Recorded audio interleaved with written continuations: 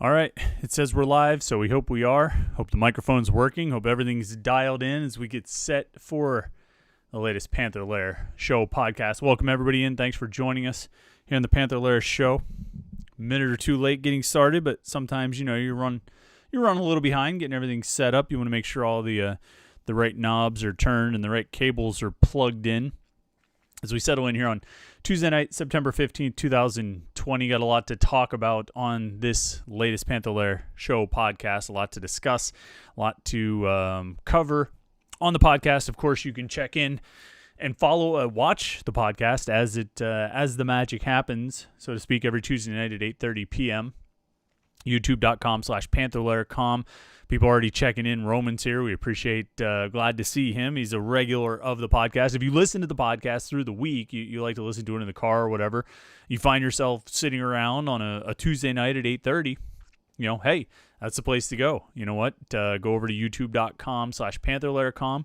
Check in there and watch the live stream. It's the podcast that you listen to through the week, just right here live as it's happening. And the best thing about it is that we've got the chat screen there where you can interact, you can ask questions, you can post comments. I'm going to say stuff that you're going to agree with, or you're going to disagree with, or you're going to have a follow-up question about, or you're going to have a correction about, most likely, and you could post it right there. So usually you're listening to the podcast and you have some kind of reaction or some kind of response to something I say. Well, here's your chance to chime in about it. Here's your chance to respond and remark, and like I say, get in on the conversation. YouTube.com/Panther-Lair.com.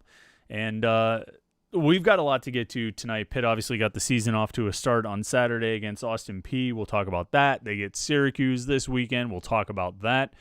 Got a lot of things to go over. I want to cover a few things quick. Of course, Home Field Apparel. We got to talk about them. You can see if you're watching the live stream, I've got this pretty nice Pittsburgh Panthers shirt on here from Home Field Apparel. Super soft. Great logo there with the Panther holding the football, kind of a throwback logo. They've got a lot of retro throwback logos, things that really are inspired by Pitt history, inspired by Pitt fans. I think logos and marks that Pitt fans would endorse, Pitt fans have kind of inspired, and I think they've sort of crowdsourced their product to make the best, make apparel that really reflects the fan base. And so you go to homefieldapparel.com. You can check out their Pitt collection. They have a collection of, lots of schools. I don't even know how many they've got now. I see them rolling them out week after week. They've got Auburn out. I think they've got, I forgot who they have coming out this week. I should know, like Colorado State or somebody. They've got a wide array of schools, Power 5, D2, D3. They have Slippery Rock. I'm here to endorse the Pitt product because that's what they, that's their interest in me, and interest in being a part of the podcast and the site is the Pitt product, obviously, to point it out to you guys. But I think as, fans of college sports, as fans of cool shirts and sort of unique gear and apparel, you can't go wrong with homefieldapparel.com. It's Homefield, HOMEFIELD, homefieldapparel.com.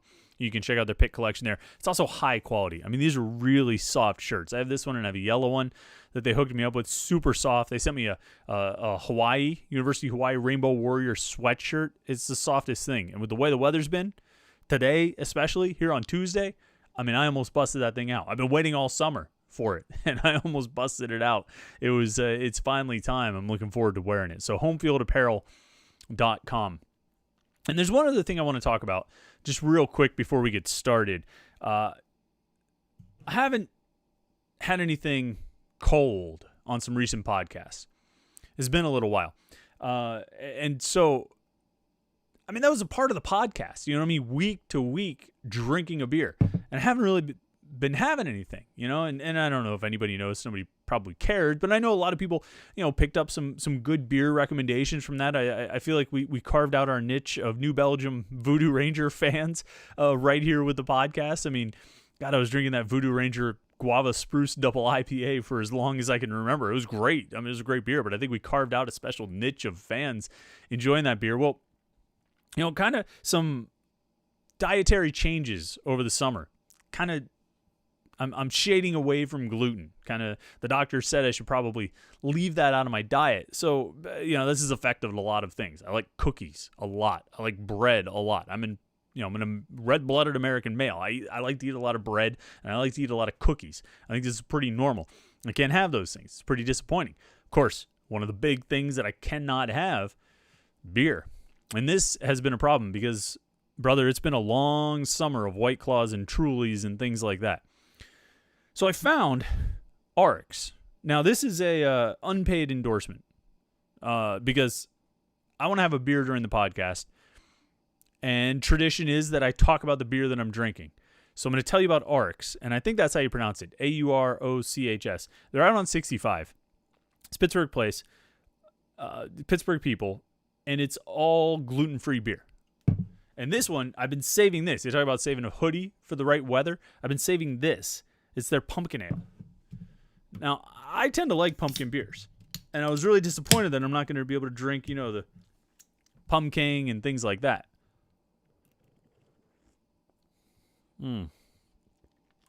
Boy, Arcs hit the spot. That is a good pumpkin ale. If you're looking for something a little different, and they've got IPAs, they've got lagers, they've got different styles of IPAs, a session and a hazy and a double and all these different things, and they've got a pumpkin ale that's really tasty. They've got an amber and all these things. If you're looking for something that's a little bit different, or maybe you're looking for a gluten-free diet, check out Arcs. They're out on 65. I think that's how you pronounce it. It's a good beer. And like I say, this is not this isn't like the New Belgiums, they didn't hook us up. I just I want to have a beer during the podcast because I felt like I was missing something all summer when I was sitting around drinking beer and I couldn't, or when I was sitting around doing these podcasts and I wasn't having a beer. I felt like I was missing out, and I wasn't going to sit here and drink a White Claw on this podcast, So to Arcs. Now, I'm guessing that you probably had a few cold ones on Saturday as you watched Pitt take on Austin Peay for that 4 o'clock kickoff. And, there are a lot of things we've already said. Hopefully you checked out on Saturday after the game, after that 55-0 blowout. I posted a drive home podcast recorded on the way back home in the South Hills on the drive back from Heinz Field. Hopefully you checked that out. Because, I kind of said what I thought that day, and 72 hours later, my thoughts haven't really changed about that game. There's a few things that have been refined, a few areas that we'll definitely want to hit on today. But overall, and I tweeted this on Sunday or something because I was getting tired of a bunch of the prattle on Twitter and people saying things like, oh, big deal, they only beat Austin Peay. Nobody thinks beating Austin Peay is winning the national championship. And if you think that Pitt fans or people who cover the team, or people who are giving Pitt credit for that game, are saying that Pitt won the national championship, you're being willingly obtuse, or you're setting up a straw man argument, and probably both. All right, you're not going to find anybody. You'll find fans who are excited, who are saying, you know what, they really might be able to go out and have some success. Hey, and what's wrong with that? Their offense looked really good. Their defense looked really good. And yeah, it was against an FCS opponent, but they looked good. So, sure, if you want to take some optimism out of that, if you want to feel better about the offensive line and their run blocking and how they've been pass blocking, if you want to feel better about Kenny Pickett and the way he saw the field, if you want to feel better about the skill position players, the wide receivers, and the running backs for the way they play, particularly with the infusion of youth, some of the young players they have in that group, if you want to feel better about this team overall for the fact that they were able to pitch a 55-0 shutout with multiple starters not playing, if you want to feel better about them, I think that's perfectly fine and perfectly reasonable. But I think what it ultimately came down to with Saturday's game, okay, is that all too often, Pitt fans habitually, and Pitt, critics habitually will talk about Pitt underperforming against inferior opponents. And you can go back to the Toledos or Ohio or Bowling Green, or Youngstown State, or Akron. Did I cover most of the good ones? I covered most of the. I played most of the hits there, didn't I? Navy. All too often, Pitt fans point to those games, and Pitt critics will point to those games and say, "Look, Pitt plays down to its opponent. Pitt plays down to its opposition, and they play those games close, and they end up losing them, like the Bowling Green game. So whereas they escaped against Eastern Michigan in that bowl game last December, just barely by the skin of their teeth in the fourth quarter, or they just barely escaped against Delaware, playing those games so tight leads them to losing games like Bowling Green in 2008 or Ohio in 2005. And that criticism is somewhat valid.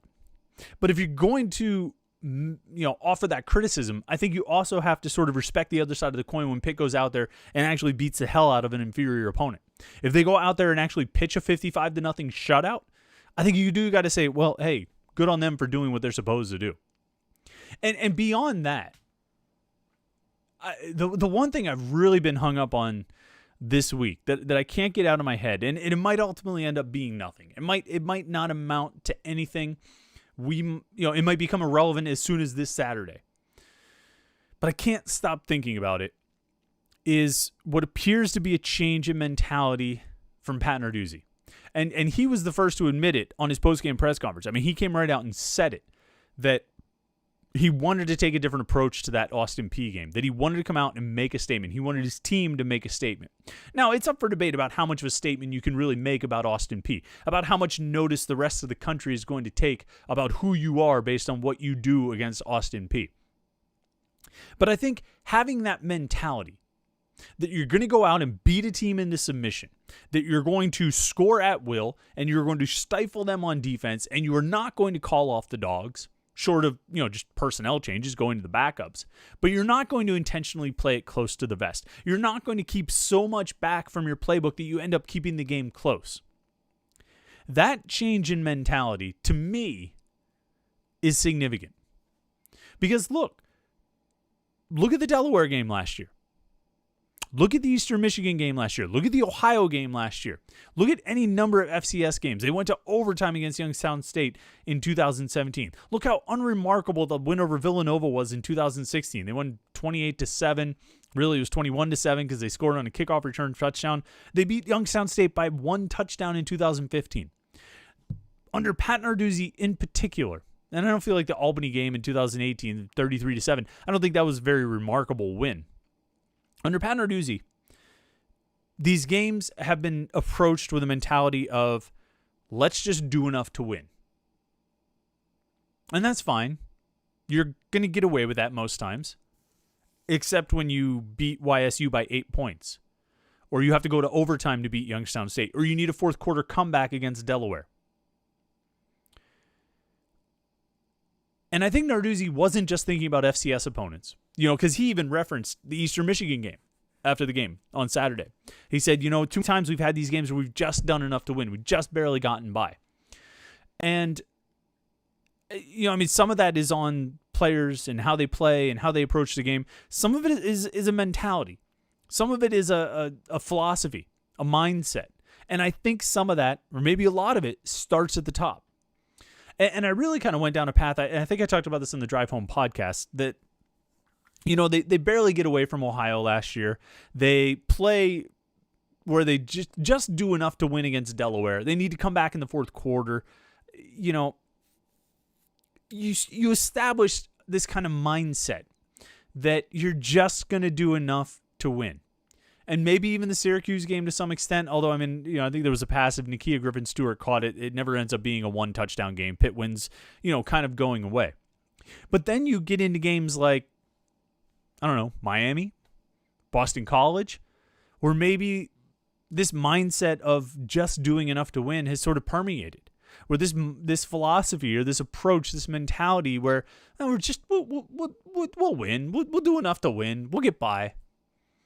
Maybe it becomes, maybe it spreads. And then what happens? You end up getting caught by a bad team twice. Twice you lost to bad teams. And maybe they went into Detroit last year thinking, well, we'll do enough to win.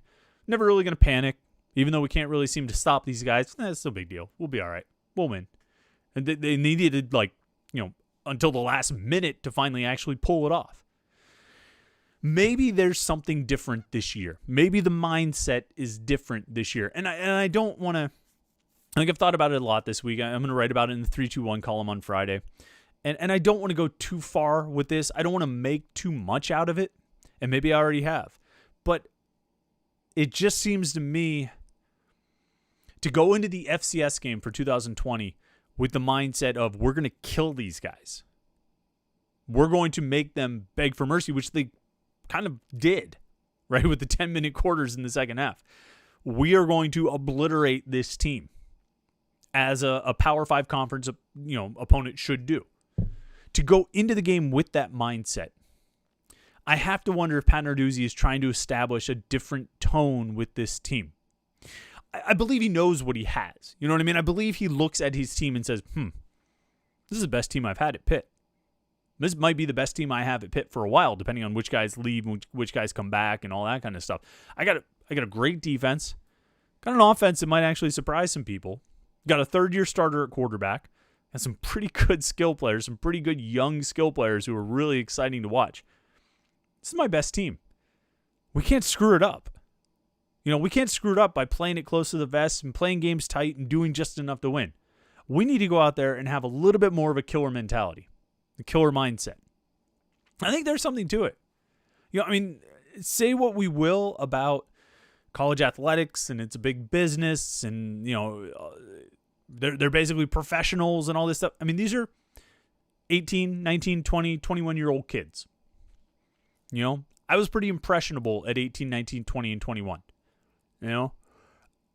I think there is something to be said for the sort of the mindset created by the head coach. I think the head coach sets the mold for what the team is going to be and how the team is going to proceed. And sort of what, the image for the team, I guess. And I think if Narduzzi went into that game saying, we're going to kill them. We're going to go out and we're going to do it because we can push this team around, so we're going to. And we're going to run it up on them. The players seemed to feed into it. They scored 42 in the first half. The first team offense could not be stopped. 6 touchdowns on 6 drives. The defense was never legitimately attacked. They gave up 1 net rushing yard. Got a few turnovers. Played outstanding. They put their foot on this team's throat and never let them get a gasp of air. Which is not, again, coming back to our original point, which is not something we've seen Pitt do all that often in the past. Certainly under Pat Narduzzi and even going back before that. I guess Paul Christ in 2014 kind of beat the ever-living hell out of Delaware 62-0. But we haven't seen it from Narduzzi. We haven't seen it from Narduzzi's teams. It hasn't seemed to be his approach or his mindset. Now, whether that's going to help them beat Syracuse, whether that's going to help them beat Louisville, or any of the other teams on their schedule, I don't know. But if as a start to the season, as a way to set a certain tone for your team, never mind making a statement to the nation and things like that. I'm not even worried about that. I feel like, rankings and statements to the country, those things will take care of themselves if you just keep winning. If you just keep doing what you're supposed to do on the field, those things will take care of themselves. I'm less interested in that. And Narduzzi kind of said that. Want to make a statement to the nation. Forget the nation. The nation doesn't matter. The nation will notice when you do something to make them take notice. Beating up on Austin Peay is not necessarily something to make the rest of the country take notice. They put you in the top 25 of the AP. Big deal. That doesn't matter. Depending on how the season plays out, I might be in the top 25 in the AP. Forget about the nation. The nation will notice when it's time to take notice. For now, your team needs to take notice. Your team needs to know that this is the mentality you're going into every week with. And that's not to say that previous teams were soft or didn't have a killer mentality or anything like that. I'm just saying this was different. By Narduzzi's own admission, one of the first things he said, this was different. There was a different approach to this game. A different mentality, different mindset, different approach. And I think that was important, and we'll see what it means. We'll see what it means going forward. But I think it's a good start. Let's check out a few questions here from. Let's see, a few questions here in the chat as we run down. S Max starts it off. 8 players caught their first pass as a Panther. Amazing. Yeah. I think part of that was a product of getting a lot of guys on the field. I think part of that was a product of, just really emptying the bench. They got Garrett Bickhart out there. They got, John Varzel played a lot, but you also didn't have Taysier Mack, you didn't have Jared Wayne, you didn't have Trey Tipton. So I don't think the bench would get emptied quite as much as it was on Saturday. But obviously you've got Jalen Barton and Jordan Addison and DJ Turner looking pretty damn good out there. I mean, as a trio of new receivers, and you add those guys to go with Shockey Jacques-Louis and Taysier Mack and Jared Wayne, who I like a lot. I think Wayne can be really good. Trey Tipton, I've heard, had a really great camp. It's all, I think I said this last week or a couple weeks ago. I think I've gone over it where I'm very bullish on this wide receiving core. I think we got some early signs of why in that game on Saturday. Roman says, would love to hear your thoughts on how Pitt might attack the 3-3-5 this week, where they might struggle, etc. I feel like I used to know more about the 3-3-5 when Pitt played West Virginia every year because they would roll that defense out there. I think there are a few challenging elements in it. And anytime you're going to face an odd man front where you only have 3 down linemen, it's going to be challenging because now you got a lot of guesswork on where guys are coming from. They're not going to just rush 3 most of the time. Usually there's going to be a 4th guy coming, sometimes a 5th guy coming, and sometimes when they want to get crazy on a 3rd down or something, maybe a 6th guy coming. And you could have corners and save. So you always have some element of that when it's a passing down, even if you have 4 down linemen. But I think, Pitt likes to use that their Delta package where they have 3 down linemen on 3rd down. It's basically a 3-3-5. They like to use it because it's confusing for the opposing quarterback. The quarterback doesn't know where those extra guys are coming from. They know that 3 guys are coming, but who else? Who's number 4? Who's number 5? Who's number 6? So that's the biggest challenge, I think. Where Pitt or any team struggles against an odd man front, whether it's a 3-3-5 or a 3-4, is just trying to figure out where those extra rushers are coming from. Who else is going to try and get to the quarterback? And so this comes back to, I think, your 2 most important guys on offense, Jimmy Morrissey and Kenny Pickett, who fortunately for Pitt have about 7 years of starting experience between them, or maybe 6. Jimmy Morrissey's a starting redshirt senior center who's been in that job for about 4 years now. Kenny Pickett's in his 3rd year as a starter. They've played Syracuse every year that those guys have been starting quarterbacks or been starters on this offense. So they've got a sense of, I think Syracuse's defense changed over that time, but you get my point. They've seen it before. They've played against Syracuse before, and they've played against a lot of teams. So, those guys are going to be your biggest strengths in terms of recognizing where it's coming from. It helps to have Carter Warren and Bryce Hargrove and Jake Cradle as experienced linemen out there. Gabe Hoy as a guy who has played. That's what I think the key is reading it and seeing where those guys are coming from. Because then if you know where those extra rushers are coming from, you can pick them up. You can give Kenny Pickett time. And if Kenny Pickett has time, he can pick apart this defense, I think, and really get something going. Eric Weiss says, Chris, big fan. Keep it up. Thank you, Eric.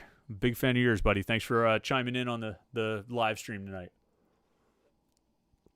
RJ Seaman 38 says, did Pitt hold back running plays to keep Syracuse guessing? Do you expect run first again or pass first? Well,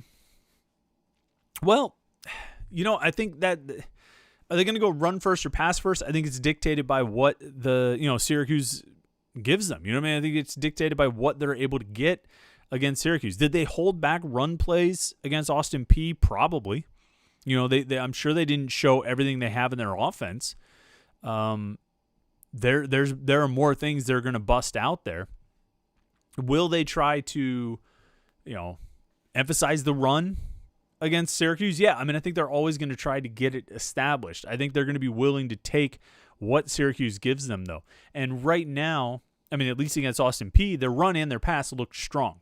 So I think they're willing to start off trying to establish the run, try to see if they can get some play action going. If they can't, then hit some short passes to Barden or Addison or Turner or Jacques-Louis. They got a lot of guys who can take some short passes and do something with it. And use those to try and loosen up that defense a little bit and then see if you can get the run going. I'm intrigued, and I'm glad you brought up the run game because that was something I wanted to talk about. I came into Saturday's game really intrigued by the wide receivers. Like I talked about, being bullish on the receivers. I wanted to see Jordan Addison. I wanted to see Jalen Barden. I wanted to see DJ Turner. I wanted to see these new guys. I wanted to see how Shockey Jacques-Louis did in a more prominent role. I wanted to see how these guys performed really in some of their first, big time opportunities playing college football. I mean, Shockey Jacques-Louis has been around for a few years, but he was really going to be a starter and a primary focus of the offense. But I came out of that game, still very intrigued with the wide receivers, but really intrigued by the running backs, because I think each of those 5 guys showed something that makes you think, hey, he should get some more carries. Actually, everybody other than A.J. Davis, the guy who was the starter, who opened the game as the lead running back, and how many carries did he end up with? I had the stat sheet open here. I should know these things off the top of my head, but they had a lot of guys play. 5 carries. He gets 5 carries on the first drive. His final play is down inside the 10. It looks like a fumble, although I think they ruled him down. It wasn't actually a fumble, but I think they ruled him down before the ball came out. He comes off the field. Daniel Carter comes in, ends up scoring the touchdown. And we never see A.J. Davis again. Now, it's a mix. You get some Carter, you get some Vincent Davis, Izzy Abanikanda comes in, and eventually Todd Sibley takes over the job in the second half. It was and Vincent Davis as well. But each of those guys I thought really showed some promise. Vincent Davis, as much as we talked about how, is he big enough? Can he be an every down back? Can he play, and take that kind of beating? Can he break tackles, or is he just sort of a one-trick pony? I was impressed. Again, everything we're going to say about that game is couched by the fact that, it comes with the caveat that they were playing Austin Peay, but I thought Vincent Davis looked really good.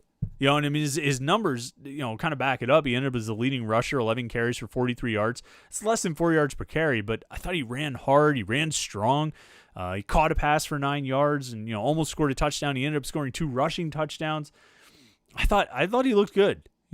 Like a lead back, maybe not, but I thought he looked good. I thought he looked promising. Izzy Abanikanda looked really promising. 5 carries for 26 yards. This is better than 5 yards a carry. He didn't catch any passes, but I think he's got that ability too. I think he's a really, really interesting guy. We talked all offseason about how he was like this middle ground between Vincent Davis and A.J. Davis, where he's bigger than Vincent Davis. He's faster than A.J. Davis. And so he might not be as big as A.J. Davis, and he might not be as fast as Vincent Davis, but he's got this middle ground where, boy, he might be able to make some things happen. And he looked pretty special in a few of his plays on Saturday. Then there's Daniel Carter, a guy who I, quite frankly, had, if not written off, I don't know that he was really on my mind this offseason. When I talked about the running backs, or I would write about the running backs, or we'd discuss them on the podcast or whatever it was, I would talk about A.J. Davis, Vincent Davis, Todd Sibley, and then Israel Abanikanda, the freshman who came in and enrolled in the spring. I never talked about Daniel Carter. Daniel Carter was a fullback. That's what he was playing last year when he actually got on the field. Pitt the Pitt coaches used him as a fullback in 4 games. And so he wasn't in my mind at all as a tailback. But he looks like a different player now. It looks like he's sort of traded some high school, for lack of a better word, some high school fat for some college muscle. He ran strong. He showed some burst. I think he looked like he had a little bit of speed. Not Vincent Davis speed, but he had some speed. He looked really impressive to me. I thought Daniel Carter looked like he could have a role, and not just some kind of goal line banging in role, but between the 20s type of role too, particularly in the second half when you're wearing a team down and they don't want to take any more bruising. They don't want to tackle that guy anymore. That he looked like he could be that. And then Todd Sibley, the guy, 4 carries for 2 yards in the running game, but he ends up scoring a touchdown. I guess, did he get a rushing touchdown? They gave him a rushing touchdown. I thought didn't he score a touchdown on a punt return? Yeah. I forget exactly how they wrote it up. Did he score a rushing touchdown as well? Let me look at the plays here. When you score 7 touchdowns, yeah, he did. He scored a rushing touchdown. I apologize. Yeah, so he scored 2 touchdowns. He scored a rushing touchdown and a blocked punt return touchdown. when they've put him out there, he's made things happen. I mean, most notably running out of the Wildcat in that game against Miami when he got hurt last season. He makes plays. And all of this, I didn't even mention A.J. Davis, who, again, I feel like, and I said this before, I feel like you know who A.J. Davis is at this point. I think you know what kind of running back he is. You know what he can do. You know what he can offer you. And it just kind of is what it is. Now, I will say this. His best game of the season last year, maybe the best game of his career, was at Syracuse. I remember coming out of that Syracuse game and saying, boy, looks like Pitt might have an actual number one running back. Looks like they might have a lead back. How about that? I'm shocked. I never expected to say that. He was great in that game at Syracuse. And so, sometimes guys just are able to turn it on for a certain opponent. I don't know if A.J. Davis has that with Syracuse, but, might be something to keep in mind as we go into Saturday's game. I'm really intrigued to see how this is going to play out. I think there's, to some extent, you have a mentality of riding the hot hand. You see who's going good, and you go with them, and then you rotate to keep guys fresh. I think if you start off and, the bulk of your carries in the first half go to A.J. Davis, Vincent Davis, and Izzy Abanikanda, and then in the, with a little bit of Carter thrown in, and then in the third and the fourth quarter, you start shifting more and more to Daniel Carter, and you start really bruising as long as you're in good position to do so, boy, you might have something in your running game. Again, you need the blocking to stand up. You're not going to be able to push around every team like you pushed around Austin Peay, but I'm impressed with the talent at running back, at least as it looked on Saturday. I'm more intrigued by it than I was heading into that game. Let's see here. Corey Dillinger says, "Don't want to jump the gun, but what do you think the chances are that Pitt starts 5-0?" Let's see. 5-0. It is jumping the gun, Corey. I mean, they looked really good against Austin Peay. They should beat Syracuse rather handily. Then they get Louisville, NC State, and Boston College. Louisville's the big challenge in there. That game on September 26th, that noon game, that's the big challenge game. NC State doesn't look good. Who knows if they'll have even played a game by then. Boston College should not be very good either.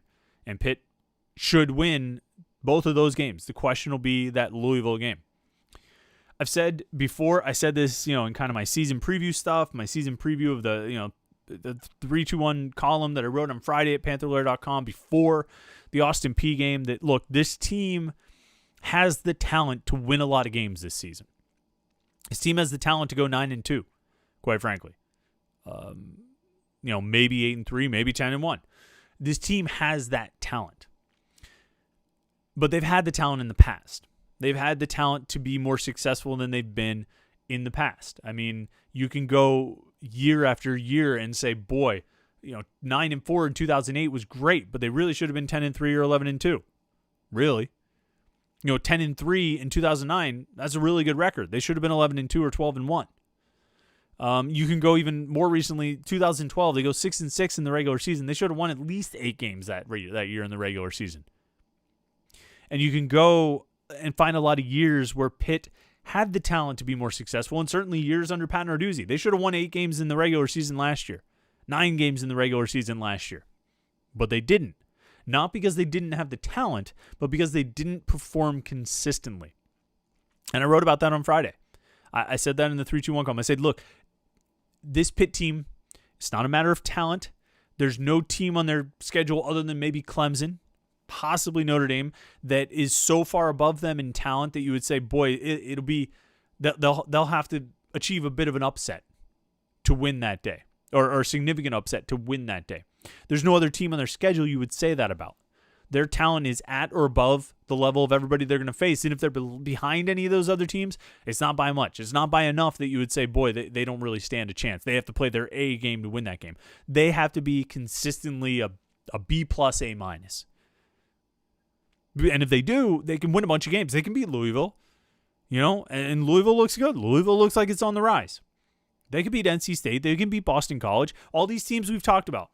They better beat Florida State with the way things are going in Tallahassee right now. They can beat Miami. Yeah, I mean, they can beat these teams. Virginia Tech, you can win these games. They just have to be consistent. And that means staying focused and playing hard for 60 minutes, having that killer instinct. Look at what we came back around to. It starts with Narduzzi. And you can say a lot of things, you go back to that Penn State field goal, or even, the Miami field goal, which I defended the Miami field goal at the time, and I still will, because it was an opportunity to take the lead. Of course you take the lead. But maybe you send a message about a killer instinct if you go for the touchdown there. You definitely send a message about the killer instinct if you go for the touchdown at Penn State. You say, no, we're not just trying to win. We're not just trying to do this. We're not just trying to do that. We want to go. We want to assert ourselves. And maybe that trickles down and leads to some more consistent performances, more attacking, more aggressive, and more, I don't know, more consistency. We'll see. So what are the chances, Corey? The Pitt goes 5-0. I think they've got a shot at it. I'm not going to rule it out. I wouldn't be surprised if it happened. I also wouldn't be surprised if they lose to Louisville. They really can't lose to NC State or Boston College or Syracuse. You've got to win those 3 games, absolutely. And then go out and play a really good game. Excuse me, sorry if I blew up the levels on that one, but go out and play a really good game against Louisville and try and get that win. Let's see here. Paul Moore says it's a pumpkin ale season. Cheers. Yeah, cheers. We got the Arcs pumpkin ale. I held off. I got this a little while ago, but I held off. I wasn't going to drink it until it was time. And Tuesday, when it's in the 40s in the morning and all that, it's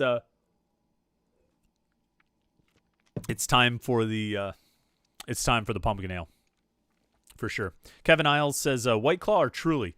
I don't know, man. They're all kind of the same to me. Truly, I guess. There's one out of Philly called Two Robbers. If you're really looking for a seltzer, and we're coming into the end of seltzer season here, there's one out of Philly called True Robbers. I like them. They're not quite as sweet. They have some more interesting flavors than White Claw and Truly. I've kind of been digging that one a little bit, but I've tried a lot of seltzers this summer. It's not been a good summer. It's not been a good summer. Brock Madonic says, any word why Trey Tipton didn't see the field this past Saturday? That, Trey Tipton and Jared Wayne, both guys, I think they were both in uniform, both on the sidelines. They actually, in Pitt's official participation report, let me see if they updated it and changed it. They listed Trey Tipton. Let me see here. Yeah, they list Trey Tipton as getting on the field. He must have played on special teams. Trey Tipton did not play on offense. I'm sure of that. I never saw him go out there on offense. As far as Trey Tipton and Jared Wayne never got on the field. He didn't play any special teams or offense. Trey Tipton only played special teams. I think both guys were banged up late in training camp and probably were limited in practices, and so that's why the coaches held them back in this game on Saturday. They were in uniform probably as an emergency measure, that they could have gone on the field if need be, but I think the coaches wanted to hold off. I kind of think that might have been the case with Nick Patty as well, that he was, and Pat Narduzzi said he was kind of banged up in training camp, and so I think they held back on him for that reason too. But as far as Trey Tipton and Jared Wayne, I think I would expect all those guys. I would expect both of those guys to be available this Saturday. I would expect Lucas Kroll to be available this Saturday. I don't know about Taysir Mack. We'll have to see. Rashad Weaver and Keyshawn Camp will be a little more interesting. They should be back. Those guys both were absent from Heinz Field, apparently, allegedly due to the, COVID protocols. I would expect those guys to be back. So I would expect you to see Tipton, Wayne, Kroll, Weaver, Camp all back on the field this weekend against Syracuse. We'll see if Taysir Mack is part of that group as well. Let's see. Ricky the Dragon Kayak has some recommendations on gluten-free beer. Thanks, man. I appreciate that. We'll go look for Glutenberg and check that out. What he says, White Claw is the urine of Satan. I mean, it's fine for the summer. Claw, it's all right. Paul Moore says he had a beer for every rushing yard that Austin Peay had and then drove home. Yeah, because you only had one. Although after the game, the box score that came out after the game said Austin Peay had 3 net rushing yards. So they changed it. They took away like 67% of Austin Peay's rushing yards, cut them down from 3 to 1. Pitt is leading the nation in rush defense. Let's see. Michael Tupta the third, I apologize if it's Tupta or Tupta. Michael says, can you think of the last time Pitt was this big of a favorite against a conference opponent? 22 points seems sizable. Not that it really means that much. Yeah, Pitt's 21.5, 22-point favorite against Syracuse this weekend. The last time they were that big of a favorite against a conference opponent was actually against Syracuse in the 2016 game. Remember that one? They were 24.5-point favorites. And they did not cover. It's a funny thing. Pat Narduzzi actually, when he's a favorite in ACC games, he's only 8-8 against the spread. He's like 11-5. Up. What's the word I'm looking for? Outright. He's 11-5 outright, but 8-8 against the spread. He did not cover that game against Syracuse in 2016 when Pitt was 24.5-point favorites. Of course, that was 76-61. So they fell a little bit short of covering the spread on that one. I would not bet on Pitt covering the spread here. I just don't see them covering 21.5 points. I see them beating Syracuse. I think they'll beat them comfortably. I think they'll score a bunch of points. I think they'll outscore Syracuse by quite a bit, but it might not quite be more than 22 points. I think that's a big number to go for. I was actually looking at a few of the numbers for wins and against the spread and everything like that. Pat Narduzzi as an underdog in ACC games. 24 times Pitt has been an underdog against an ACC opponent under Pat Narduzzi. And he's 12-12 overall, 12-12 outright, like 500 win percentage. It's pretty good. He actually covers 15 out of the 24 games he covered, and it's 15-8-1. So I mean, he had a push as well. But as an underdog against an ACC opponent, Pat Narduzzi 15-8-1 against the spread. So when you see Pitt as a dog, hey, you got like a 60% chance, 67% chance, right? It's pretty decent odds there. But no, 12-12 outright when Pitt is an underdog. That's pretty good. You have to look at who some of those are. Some of those are more impressive than others. Certainly the Clemson game in 2016 or I'm trying to think. I think they were an underdog to North Carolina in 2019. I'd have to check on that. Obviously the Miami game in 2017. But it's it's interesting to see the number that big. I was shocked when I saw it at 21.5 against Syracuse this weekend. I mean, I know Pitt looked very good against Austin Peay, and Syracuse did not look very good in their opening game, but I don't know. 3 touchdowns for a conference game.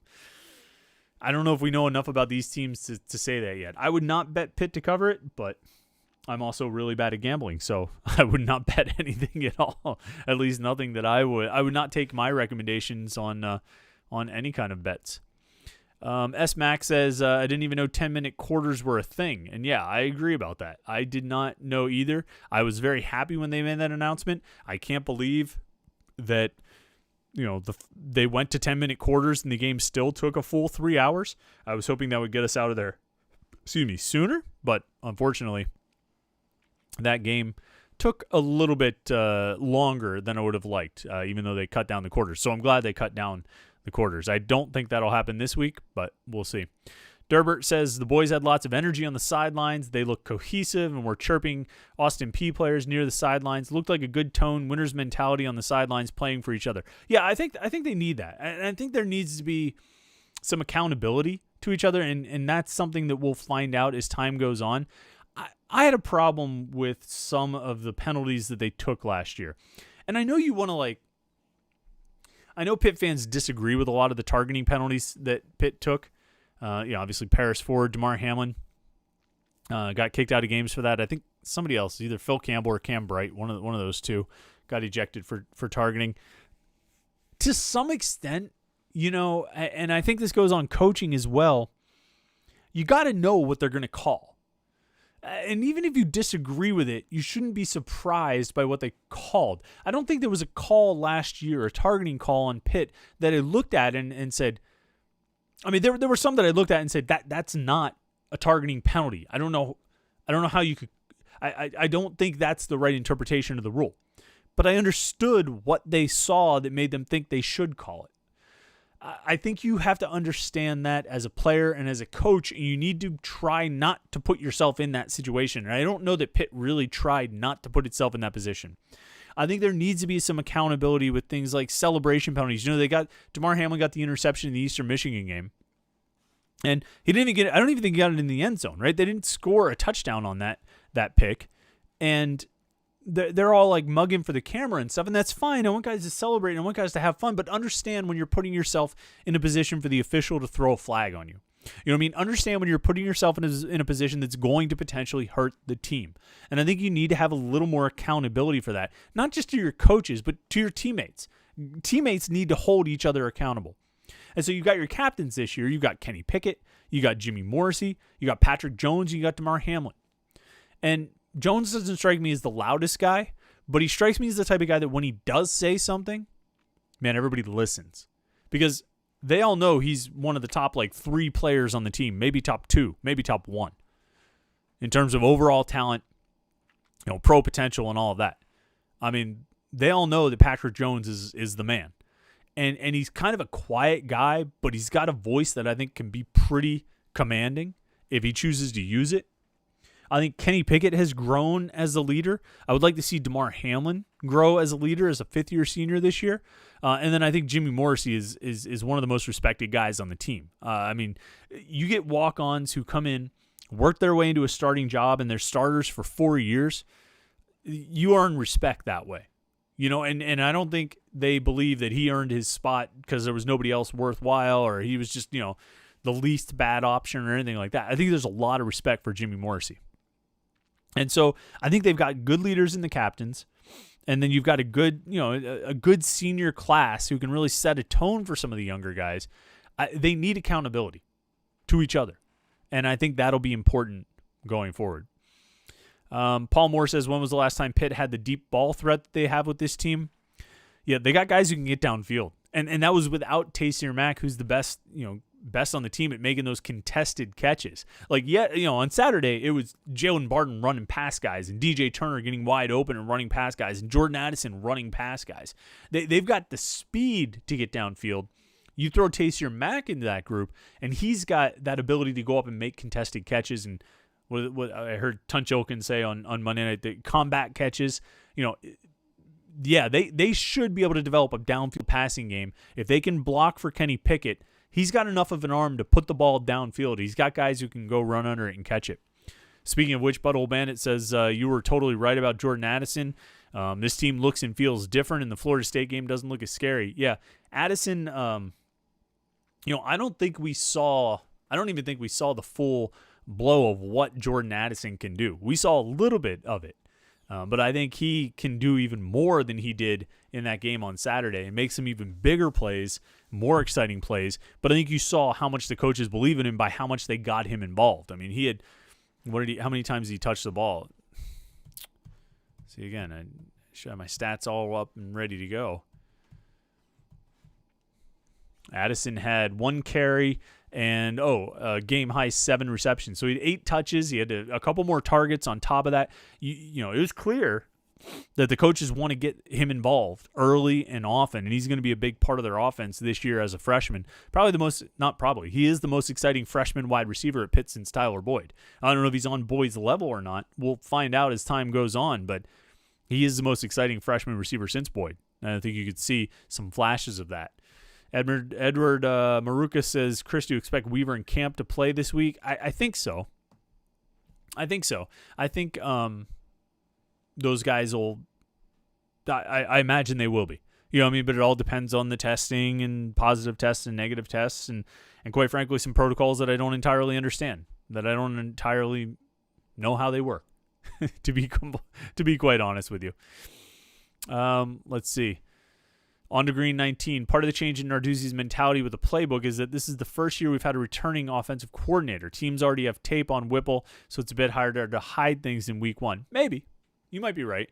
I think I tried to make that case too of look, you might as well open up the playbook in week 1 and get comfortable running these things because everybody already knows what you do and what you want to do and what you have and your players and that kind of thing.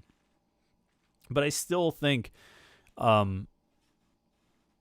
never mind just like hiding the playbook. I mean, there was a change in that regard, but I think you could even compare it to some of the games, like again, like Delaware and Ohio and Eastern Michigan last year, where the team just tried to skate by, and Boston College and Miami, where they just tried to just barely get by, and sometimes they fell short.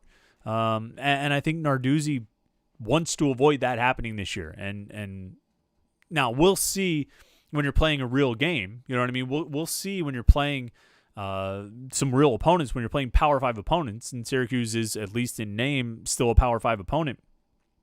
We'll see how aggressive they are. We'll see if they roll the dice. We'll see if they try and push and really continue to be aggressive like they were against Austin Peay, or if they kind of clench up a little bit. We'll see. But, it's hard to argue with how they went after it, in that first game at least. But you might be right. It might be a little bit about not feeling like you have anything to hide. But I think they probably still held back a fair amount of the playbook, but turned out more of the things that they could go after. Let's see. Mike asks, what's your take on Dorian Ford? Will he stick on defense? Yeah, Dorian Ford will be interesting. I think he's committing on Thursday, I believe is the date he announced, the 17th. Defensive tackle out of Baldwin, 3-star kid. Could play defensive tackle in college, could play offensive guard, could move to the offensive line. We'll have to see what happens there with him in college. I do think Pitt's got a really great chance at landing him. He's got offers from some big-time schools. Penn State was involved with him. I think he's going to join Pitt and give them sort of the triumvirate of defensive linemen in the WPIAL, along with Elliott Donald and Nikai Johnson, who are already committed. I don't know if Dorian Ford will stick at defensive tackle in college, or if he'll end up moving to the offensive line. That remains to be seen. I don't know what to expect out of that situation, but I think it's one of those cases where Pitt would like to get him and bring him in and figure it out once he gets there. Let's see here. Roll down before we head out here. Michael Tupta, I apologize. He corrects how I pronounce his name. I apologize to, I apologize for mispronouncing that. Let's see. RGC Man 38 says this is the most athletic Pitt team under Narduzzi on defense. Need more info on offense. I'm more hopeful than the last 2 weeks ago. Yeah, look, the offense looked really good against Austin Peay. There's no question about it. The offense went out. They scored at will. They went downfield. Again, the first team offense scored 6 touchdowns on 6 possessions. You're not going to do much better than that. That's what you need to go out there and do. That's what you need to be able to do, is score at will. They ran the ball really well. They blew guys off the ball. They blew the defensive line back, and they were able to attack with the passing game. You need to see it against legit Power 5 competition. And Syracuse may or may not count as that, but this is the next test, This is the next step on the path, and you need to go out and be just as aggressive, and attack just as much, and get after it. And I see checking in here on the live stream, we've got 2/10 speed and agility, and these are the guys right here. You want to talk about some of the you want to talk about the stars on Saturday, the guys who really were exciting. You got Paris Ford with an interception. You got DeMar Hamlin leading the defense, and you got Dayon Hayes showing up, coming in late in the game, 2 sacks and a forced fumble. As a true freshman, his first snap, 4-star kid out of Westinghouse, City League guy, comes in at defensive end in the second half against Austin Peay. First college snap. And what does he do? He gets a sack. And now this team has some depth at defensive end. Even if you lose Rashad Weaver here, or Habakkuk Baldonado got hurt the other day, even if you lose him, if he's out for a while, they've got a lot of depth. I came into the season feeling like, all right, well, one position where they're not going to need to tap into the freshmen at all, even with this free year that they've got with eligibility, they're not going to need the freshman at defensive end. Then the freshman goes out and gets 2 sacks in the second half and a forced fumble, and you say, well, you know what? Maybe Dayon Hayes actually has a place out there. I mean, he looked like he belonged. Physically, he looked the part. He was explosive. He attacked. He looked really good out there. It's going to be really interesting to see if Dayon Hayes gets some more playing time. I don't know how how you work it out, when you put him in there. Maybe you start working him into your third down package or some different kinds of different pass rush groupings and personnel that you want to use.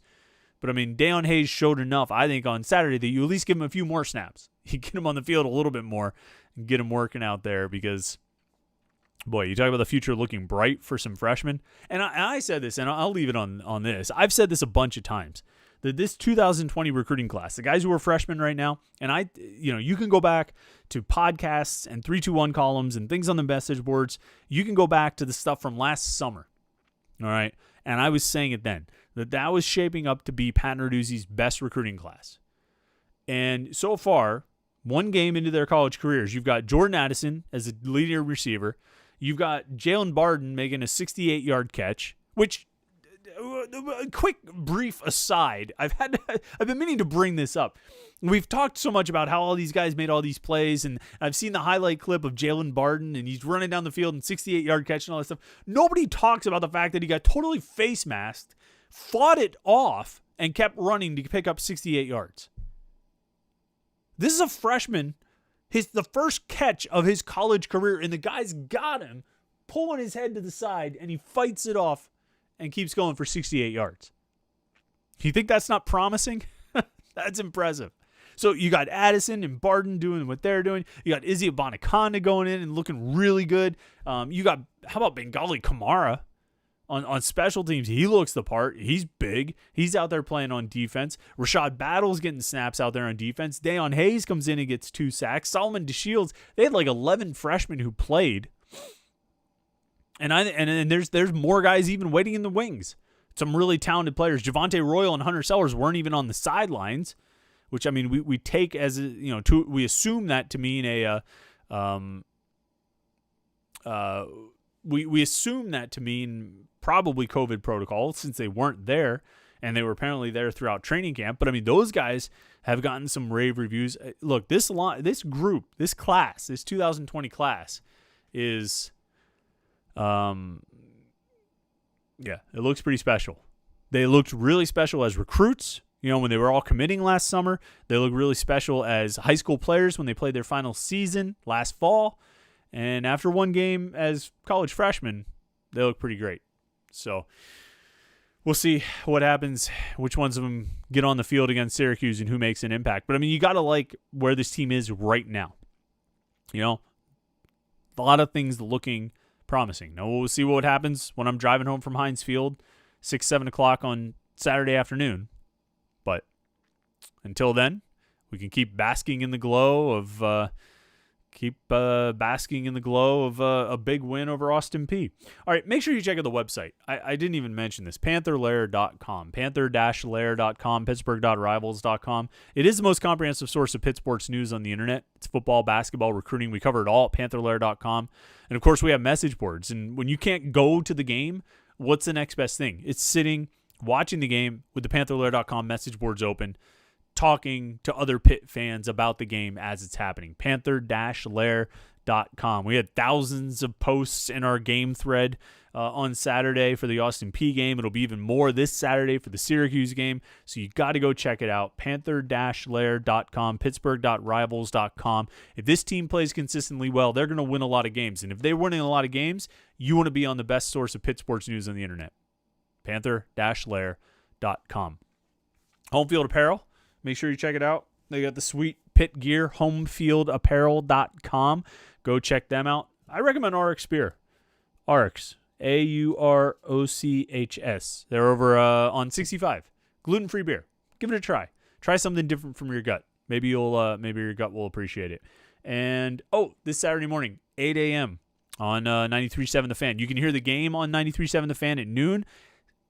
I kind of feel like the whole pregame starts. It's not part of the official pregame, but 8 a.m., the Panthers Insider Show on 93.7 The Fan. That's me talking about Pitt sports for an hour. We'll talk about some of this stuff we talked about here on the podcast and anything else that comes up between now and Saturday. So you can check that out, 8 a.m., 93.7 The Fan. the Panthers Insider Show. And, of course, we'll be back next Tuesday night, 8:30 for a live stream of the podcast. You can listen to the podcast throughout the week. And make sure you tune into the live stream, youtube.com/Panther-Lair.com. Thanks to everybody who came into the live stream tonight. It's been fun talking some Pitt sports with you, talking a little Pitt football. We had some good conversation. Good to see 2/10 show up. You guys got to check them out. You should know them, 2/10 Speed and Agility. It's the place to be. That's the plug, as they say. And if you are on the live stream, like the video, we appreciate that. But then go to youtube.com/Panther-Lair.com. Go to our YouTube channel and click subscribe. Subscribe to our YouTube channel. That's key.